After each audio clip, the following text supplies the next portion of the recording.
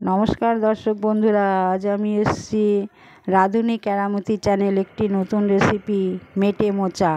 প্রথমে মোচার খোলাগুলো ফেলে দিয়ে মোচারগুলো একটা একটা করে মোচার কাঠিগুলো ফেলে দিলাম, মোচার ভেতরের কাঠিগুলো ফেলে দিলাম, দিয়ে মোচাগুলোকে ছাড়িয়ে নিলাম একটা একটা করে।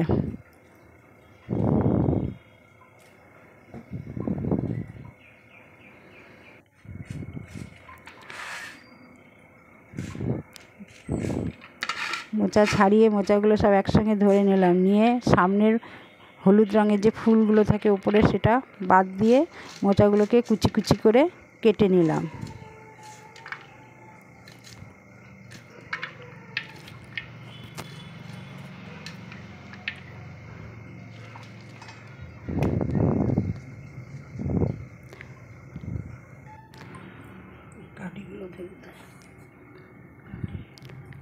শেষের দিকে মোচাগুলো একদমই ছোট ছোট, ওইগুলো ধরে সামনের ফুলগুলো ফেলে টান দিলেই কাঠিগুলো বেরিয়ে যাবে।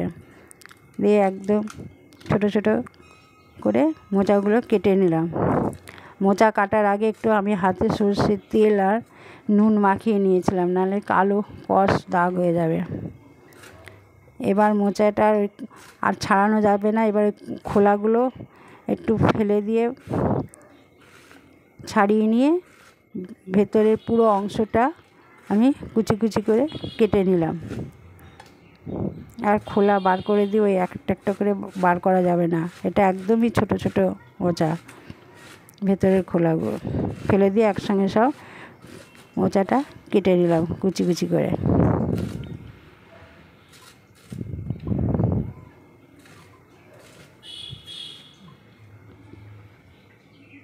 দেখুন এইভাবে মোচাটা আমি কেটে নিলাম, দিয়ে নুন জলে ভিজিয়ে রাখলাম। দিয়ে কড়াইতে গ্যাসে কড়াই বসিয়ে কড়াইতে জল দিয়ে মোচাগুলো দিয়ে দিলাম। নুন জল সমেত মোচাগুলো কড়াইয়ের মধ্যে দিয়ে দিলাম।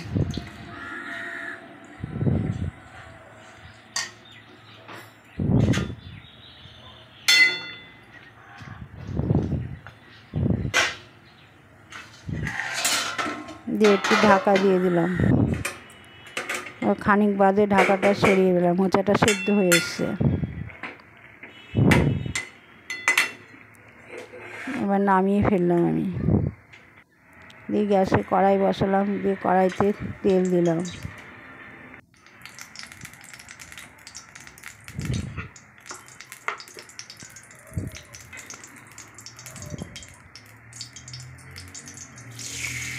তো নুন ছিটিয়ে দিলাম যাতে তেলটা না ছিটে আসে গায়ে। দিয়ে আলুর টুকরোগুলো ভেজে নিলাম, ছোটো ছোটো করে আলু কেটে রেখেছিলাম, টুকরোগুলো ভেজে নিলাম। আলুর টুকরোগুলো একটু নুন দিয়ে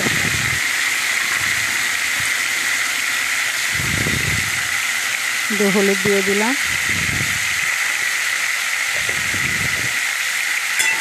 এবার নুন হলুদ দিয়ে আলুর টুকরোগুলো ভেজে নিলাম। এদিকে মেটেটা সেদ্ধ করাই আছে।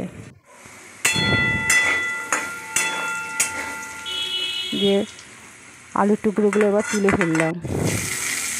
দিয়ে ওই তেলে জিরে ফোড়ন দিলাম, গোটা গরম মশলা দিলাম, তেজপাতা দিলাম, দিয়ে তারপরে পেঁয়াজ কুচি দিলাম। দিয়ে ভালো করে পেঁয়াজটা নাড়াচাড়া করে নিলাম।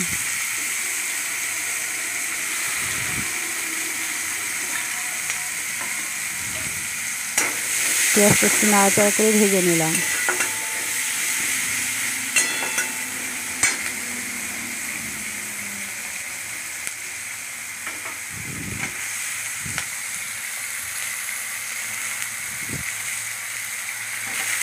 এবার টমেটো কুচি দিয়ে দিলাম, একটু নুন দিয়ে দিলাম,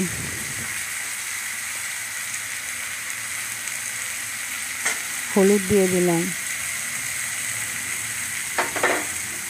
দিয়ে ভালো করে মশলাটা কষিয়ে নিলাম।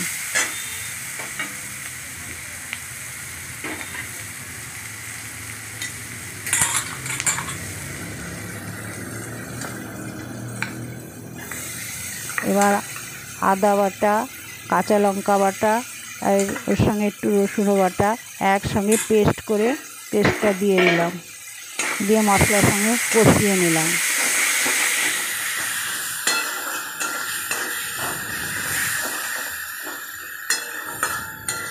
ভালো করে নাড়াচাড়া করে মশলাটা কষিয়ে নিলাম, যাতে পেঁয়াজ আদা রসুনের কাঁচা গন্ধ না থাকে। খানিকক্ষণ ধরে মশলাটা কষিয়ে নিলাম।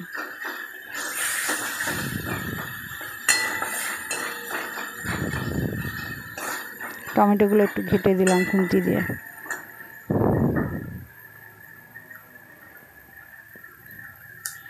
জিরের গুঁড়ো দিলাম,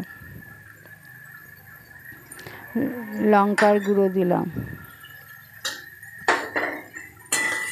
দিয়ে আবার মশলাটাকে কষিয়ে নিলাম। এবার মোচা সিদ্ধটা দিয়ে দিলাম, ভাপানো মোচাটা দিয়ে ভালো করে মশলার সঙ্গে কষিয়ে নিচ্ছি।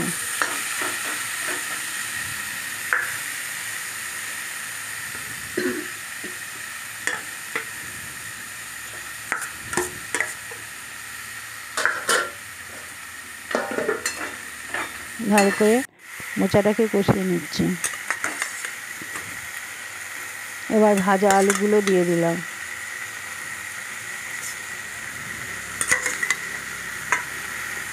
সেদ্ধ মেটেগুলো দিয়ে দিলাম। মেটেগুলো আগে আমি সেদ্ধ করে রেখেছিলাম নুন হলুদ দিয়ে। এবার সমস্ত কিছু একসঙ্গে নাড়াচাড়া করে কষিয়ে নেব। মেটে আলু মোচা সব মশলা একসঙ্গে কষিয়ে নিচ্ছি। একটু চাপা দিয়ে দিলাম, খানিক বাদে ঢাকাটা সরিয়ে ভালো করে আবার নাড়াচাড়া করে নিই। সামান্য একটু জল দিলাম, তো মশলাটার আলুটা একটু সেদ্ধ হওয়ার জন্য সামান্য অল্প একটু জল দিয়ে আবার ভালো করে নাড়াচাড়া করে নিলাম।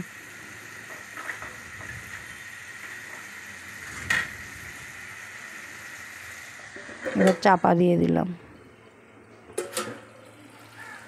খানিক বাদে চাপাটা সরিয়ে দিলাম, 5-7 মিনিট বাদে। এবার আমার আলু মোচা সব সিদ্ধ হয়ে এসছে।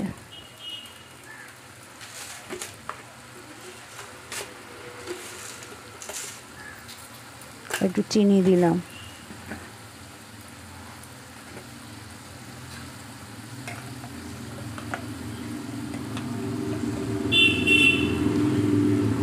একটু ঘি ছড়িয়ে দিলাম।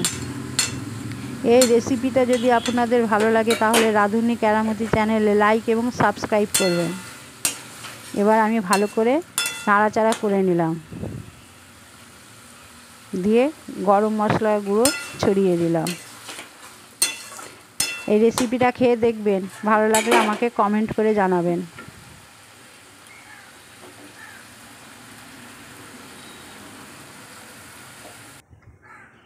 এবার আমি নামিয়ে ফেললাম।